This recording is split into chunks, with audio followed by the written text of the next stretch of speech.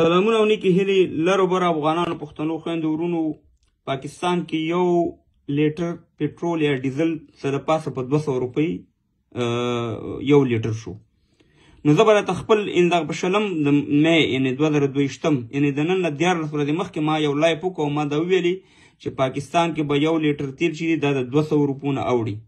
نو 14 ورځې پس خبره رښتیا شوه. زه تاسو ته بیا دا ویم چې پاکستان اقتصادي حالات دیوالی طرف ته نه دی روان، بالکل دیوالی دی.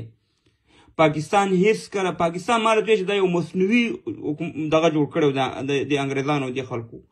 موږ یې په دا 83 کاله وغولولو، پښتانه پې ووژل، تباه او برباد یې کړل، بل هېڅ مقصد نه و. نو زه تاسو ته د خپل لایف هم د خپله ویډیو هم ښیم، زه تاسو سره یو څو خبرې بیا نور هم کوم، تاسې واورئ چې دی وایي چې عمران خان پاکستان ماتوي.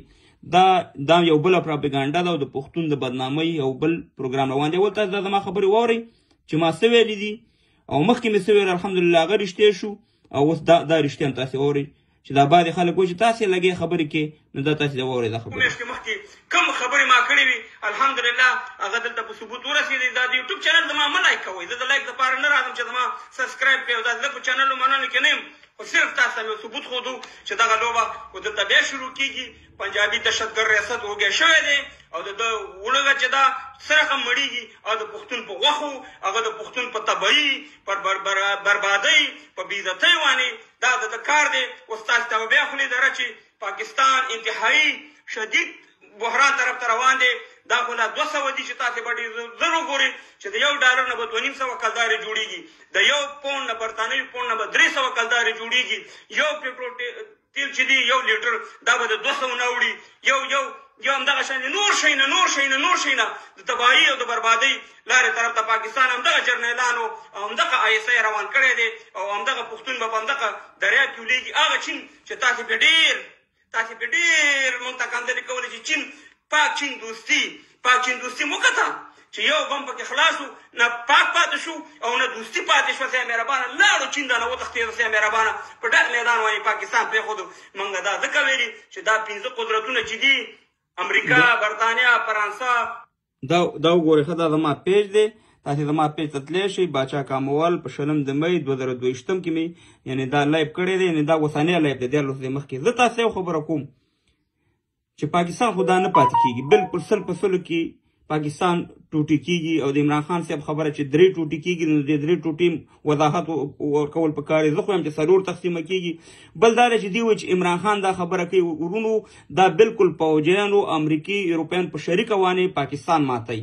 زه تاسو ته یو مثال درکوم. کله چې 1991 کې 1971 چې ستاسو ته د آبادي ورونو چې دغه نه پوهېږي، کله چې بنګلادیش د پاکستان نه جدا کېدو، په هغې وخت کې د هغې 4 ورځې یا 5 ورځې دی که مخکې د جنرال نیازی چې نیازی او پښتون هغه د پوځ مشر مقرر کړو. حالانکې دا خبره دې جنرالانو کړې وه. هلته امریکې ته ویل چې لوبې شروع کړه چې موږ سره امریکا کومک کوي. هلته ورور سره مهربانه غوښتل چې بنګلادیش مات کړي او د پاکستان نه جدا شي.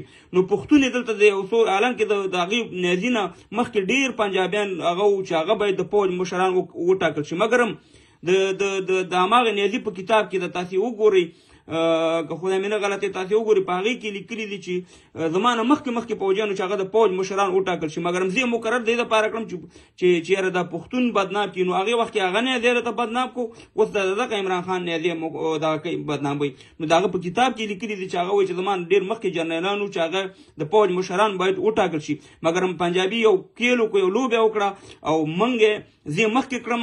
اول ته 4 ورځې پس او که 3 ورځې پس بیا بنګلادیش د پاکستان نه جدا شو. نو دا ټوله لوبه پنجابي شروع کړې ده. دغه ټوله لوبه چې ده دا یو مصنوعي هېواد و.